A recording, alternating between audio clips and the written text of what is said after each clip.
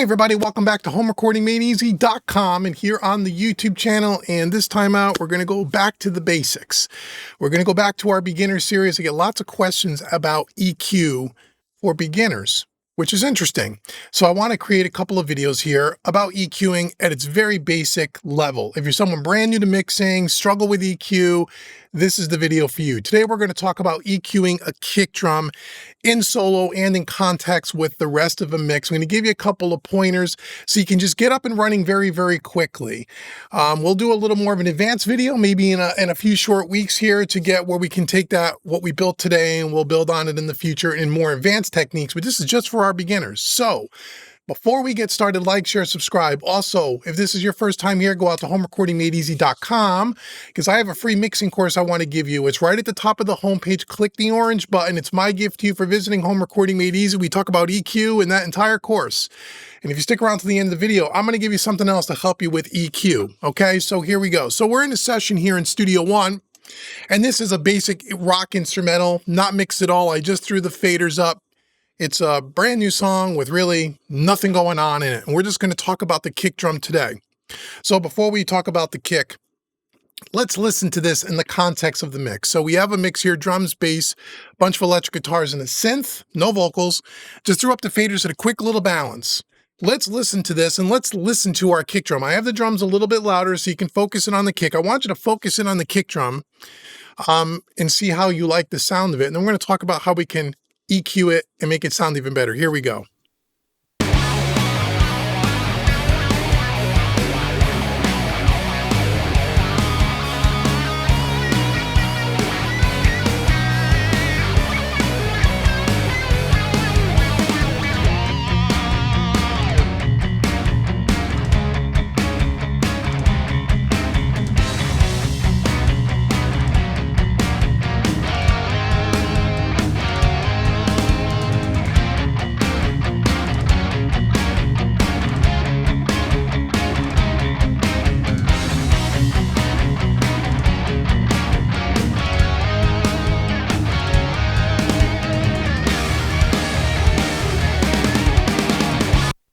Okay, we're able to focus on the kick drum again. It's not really a mix here, but this is the kind of thing we're working with. We're rock, big rock song, right?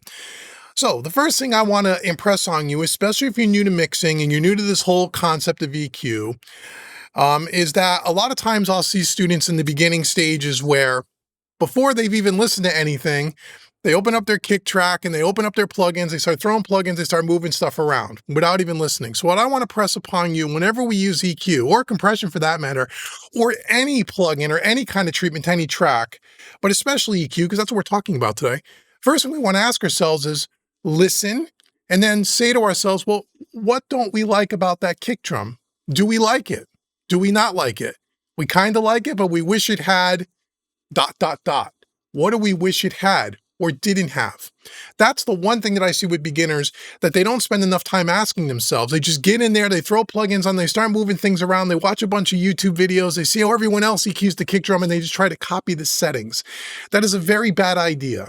That is not how you learn the craft of mixing. And even if you're not serious about learning the craft and being a professional engineer, but you just want to make your music sound better, we want to do everything with intent, we want to do everything with a purpose. So the first thing we want to do is ask us, what don't we like, or what do we want to enhance, or what do we want to hear differently about that kick drum? So what I'm going to do again here is we're just going to solo up the drum bus here. So this is the kick drum in the context with the rest of the drums. Again, there's no other processing, it's just lightly balanced. Listen to the kick drum again and ask yourself, or say to yourself, what do I want to change? What do I wish the kick drum had? And then I'll tell you what I think the kick drum should have. And then I'm going to show you how to do it and give you some basic fundamentals that'll help you with virtually every kick drum you come across. Here we go. Take a listen again to this kick drum in the context.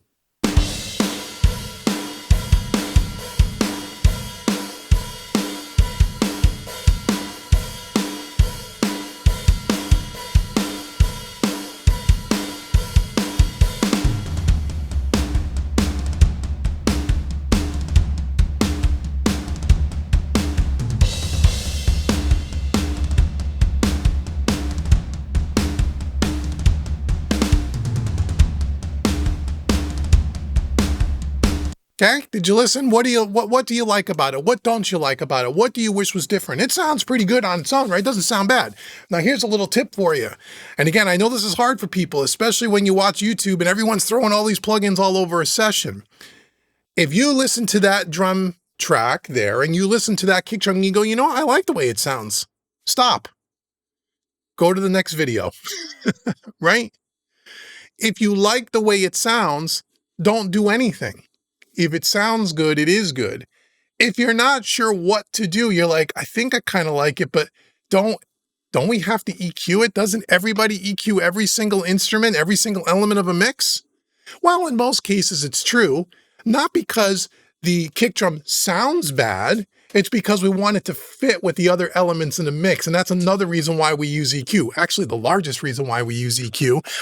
But that's for another video. Let's just talk about what we like. Let's say I know what I'd like to improve on this. Let's solo this up. So when I hear that drum, that kick drum, I wish it had a little bit more thump, a little bit more point on the top end to get a little bit more clarity to cut through.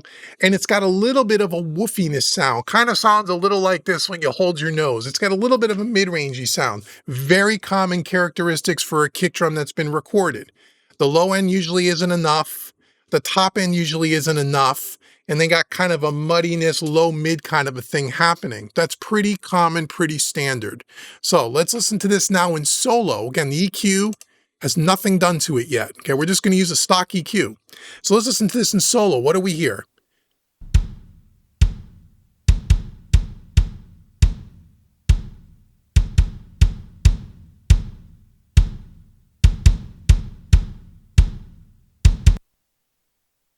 So now of it by itself, again, has a little bit of that mid-range, which had a little bit more slap on the top and a little bit more beef.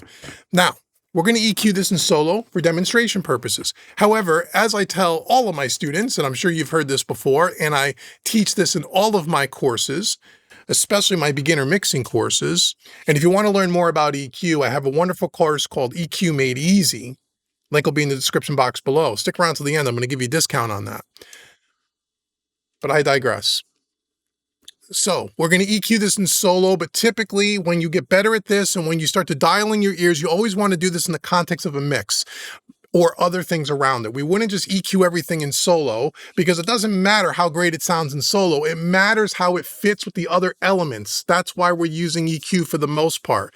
But for demonstration purposes, we're going to do it in solo. So here's a stock EQ, the good old Studio One Pro EQ. Okay, you can use any EQ. I highly recommend if you're a beginner that you use an EQ such as this or the Fab filter or something where you have the graphic display in the background. Let me show you.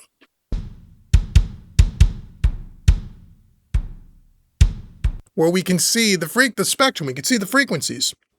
Now, again, we don't want to mix with our eyes, we don't want to EQ with our eyes, but this is a beginner's course.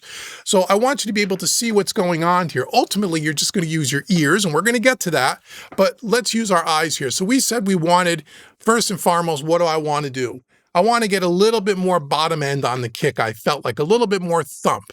So now you say, well, where's the thump? You can Google and you can chat GPT and all that stuff, and they're going to tell you, and which is true, that somewhere between 45, 50 hertz and about 65 hertz is what we would call the fundamental frequency of the kick drum. Now, every kick drum is different. It depends on the size of the kick drum. It depends on the not only the circular, but the depth of the kick drum. It depends on the microphone that was used when it was recording. It depends if the microphone was inside of the kick drum. Was it outside of the kick drum? All of those things are going to change the EQ point to get the sound that you're kind of going for. But by and large, a kick drum lives somewhere between, let's just say 50 and 60 hertz. It's a little lower, a little higher, but it's in that ballpark.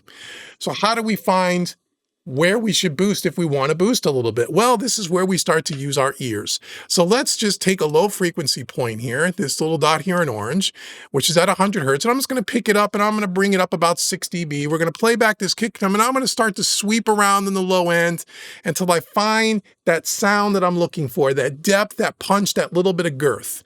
Here we go. So let's do that.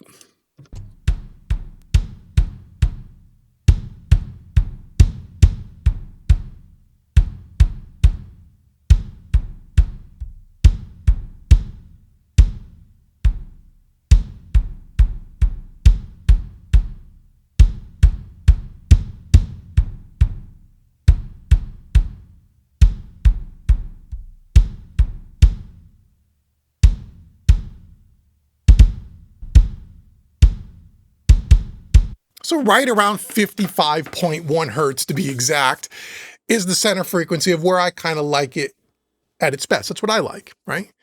You can raise it up as much as 12 dB and just sweep around until you find where it sounds good to you. Now, the Q value here is pretty wide. We're probably going to lower or again, narrow this Q a little bit. Again, I usually start right around there between 2 and 3. And let's sweep around again. And let's kind of see if we can narrow in on that frequency a little bit.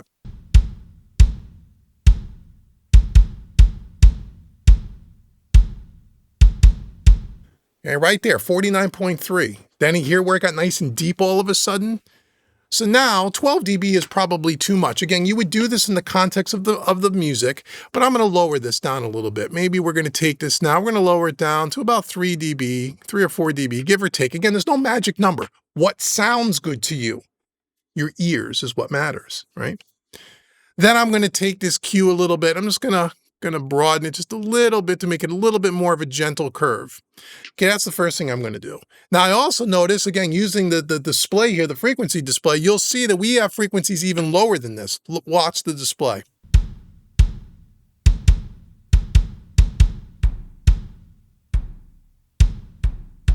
So we got stuff down in the teens and the 20s. Probably want to get rid of that mud, because in the context of the whole mix, we want to get rid of a lot of that mud. So I'm going to use a low-cut filter here, and I am going to dial that back here to about 20 hertz. I'm going to use about a 24 dB or a 36 dB octave to get a nice shelf off of this thing here. Let's go ahead and let's first move this out of the way for a second so I can show you this. Okay, we're going to roll that off around 20, let's say around 25 hertz. So we don't have any of that super low end. Okay, we're going to get rid of that. Then we're going to bring this back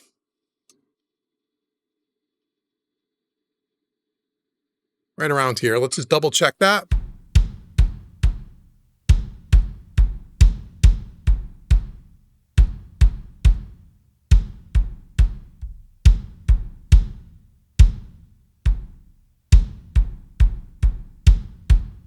Okay, so now we got rid of the real low rumbly stuff. We got a little bit of thickness on the bottom end. If I bypass it, here's what we got.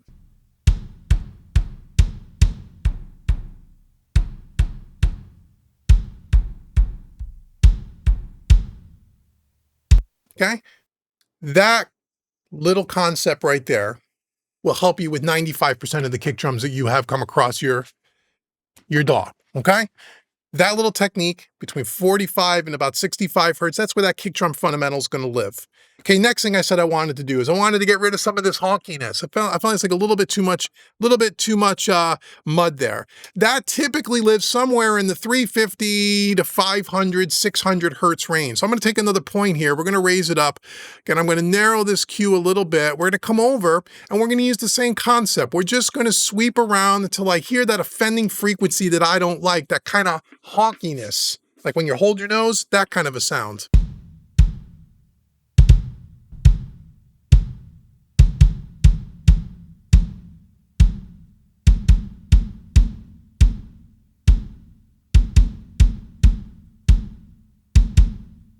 Hear that? That kind of nasally sound? This happens to be around 220. Now I'm going to lower it, take out a few dB.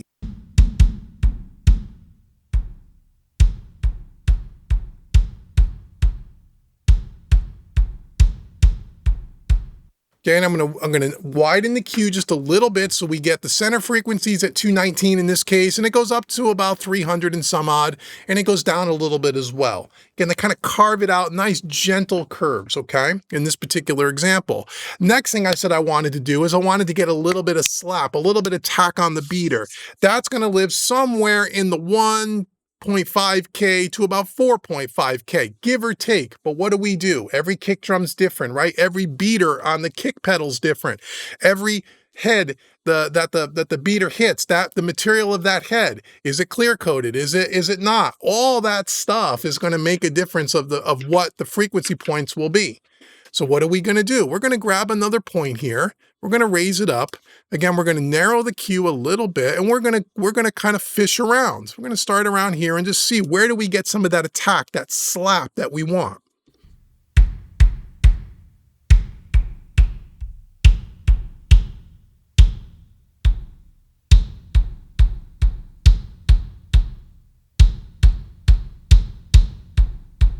around 4K. Again, it's a little bit too much. We're going to lower it. Maybe we'll widen the cue just a little bit here. It's a little bit of a bump, couple of dB. Okay, here we go.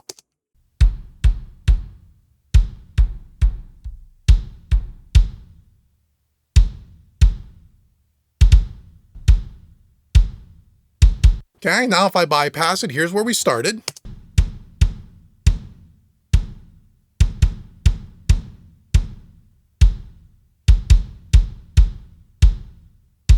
Okay, so we took a kick drum that sounded pretty good, and now it sounds a lot better. But as we said, does it really matter in solo? No, it does not. So now let's put it in the context of the mix. Let's close this for a second. Let's just solo up our entire drum bus, and let's listen to it in the context of the rest of the drums and see if we need to adjust anything.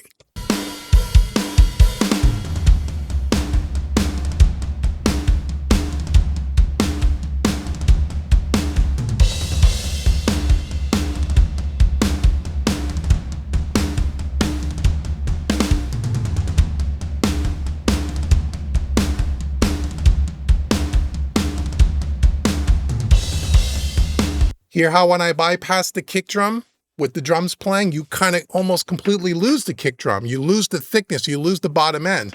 With those floor tom fills and that kick drum is pulsing, boom, quarter notes, you lose it. But that boost, taking out some of that woofiness and adding a little bit of clarity on the slap, a little bit of slap, gets it to cut through the mix a little bit more.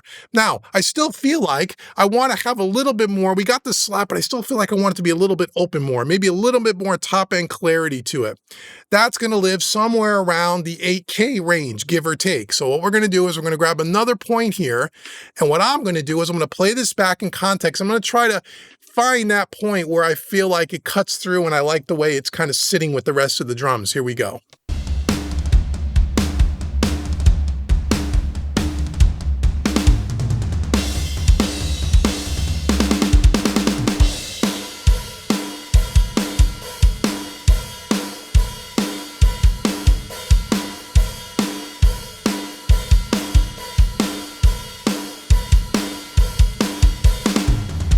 Okay, so you hear that? We're at 8.81K, almost 9K. We added about 4 dB here. Again, we have a little bit of overlapping frequencies from the point before. We can go ahead and we can narrow that down a little bit.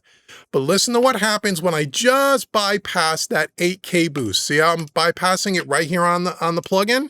And you can see the point up here goes away. Keep your eye here and listen to where that, when I take that away, how you lose some of the clarity, right, of the kick. Here we go.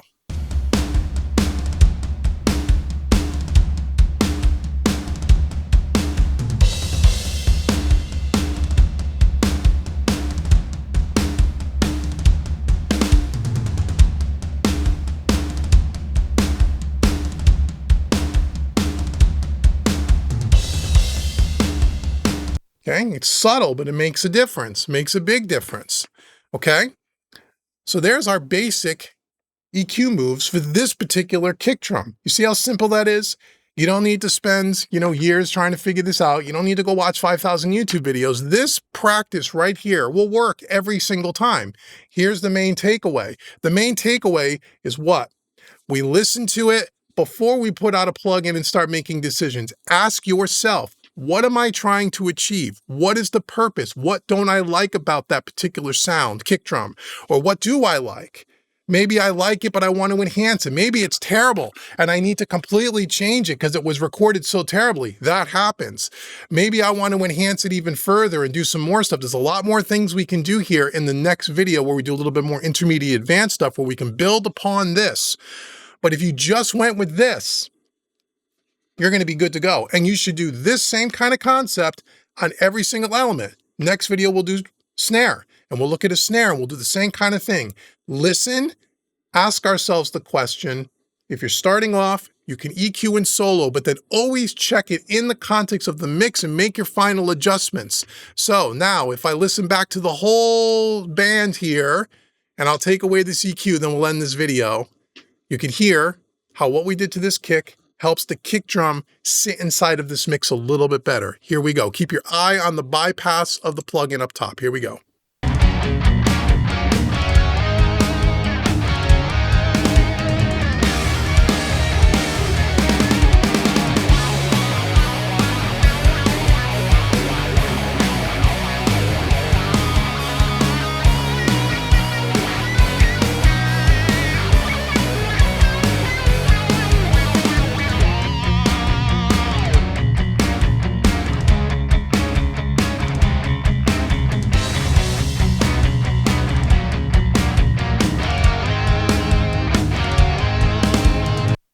You even saw me there adjusted and lower down the low end just a little bit because in the context of the entire mix, the kick was a little bit too much. Instead of just turning down the fader, because if I turn down the fader on the kick drum itself, now I lose some of the top end clarity. So what do? Just readjust the low end a little bit. I like the way the top end was kind of cutting through. So using your ears is super important. Okay, so that's our beginner's look at how you can EQ a kick drum and get yourself up and running very, very quickly. Thank you so much for sticking around to the end of the video. So as I said at the beginning, I want you to go to homerecordingmadeeasy.com and get that free mixing course. We talk about EQ throughout that whole course. As a matter of fact, most of that course, we only use the stock EQ and a couple of instances of compression. Awesome course for you to learn more about EQ. If you even want to learn more than that, I have a course called EQ Made Easy, perfect for beginners and intermediates. And I want to give you 25% discount coupon code on not only EQ Made Easy, but any course on the website. If you use the coupon code YouTube25, that will take 25% off any course on the website. Go check it out today. All the links are in the description box. Let me know what you thought about this video in the comments, and let me know if you'd like to see an advanced version of how we can take this and build on it and make it sound even more killer. Leave comments below. And until the next video, I've been Dave with homerecordingmadeeasy.com. Thank you so much for watching me, everybody. I'll see you guys in the next video.